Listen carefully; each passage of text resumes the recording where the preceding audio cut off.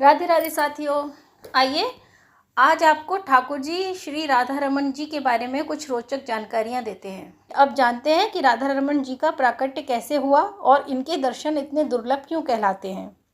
बंधुओं, श्री चैतन्य महाप्रभु जी के एक शिष्य थे श्री गोपाल भट्ट गोस्वामी जी। एक बार अपनी प्रचार यात्रा के दौरान गंडकी नदी में स्नान कर सूर्यदेव को अर्घ्य दे रहे थे। तभी उनकी हथेली में शालिग्राम भगवान की एक अद्भुत शिला आ गई। दोस्तों, आपको पता होगा गंडकी नदी को वरदान है कि उसमें जो भी शिला रहती है वो साक्षात शालिग्राम जी हो जाती है। जब गोस्वामी जी ने दोबारा अर्घ लिया तो पुनः एक और शिला उनकी हथेली में आ गई। इस प्रकार 12 बार 12 शिला उनकी हथेली में आई।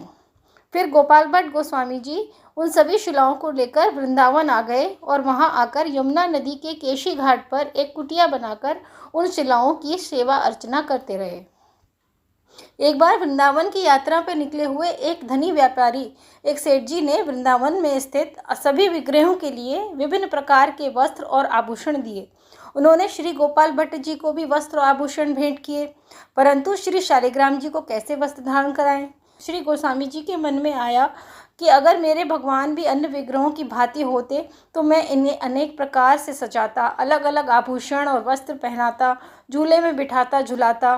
पूरी रात श्री गोस्वामी जी यही सोचते सोचते सो गए। सुबह हुई तो उन्होंने देखा कि 12 शालिग्राम जी में से एक शालिग्राम जी साक्षात त्रिभंग ललित द्विभुज मुरलीधर श्याम जी के रूप में बैठे हैं।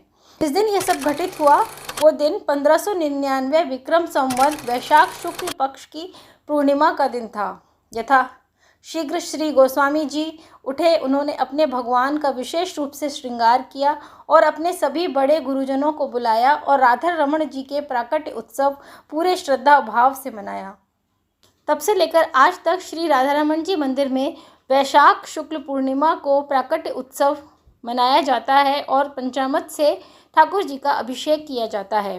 गोपाल भट्ट गोस्वामी जी ने जिन अन्य 12 शिलाओं की सेवा की थी वह भी सब इसी मंदिर में मौजूद हैं। राधा रमण जी के बारे में खास बात यह है कि एक इनके विग्रह में तीनों ठाकुर जी के दर्शन हो जाते हैं।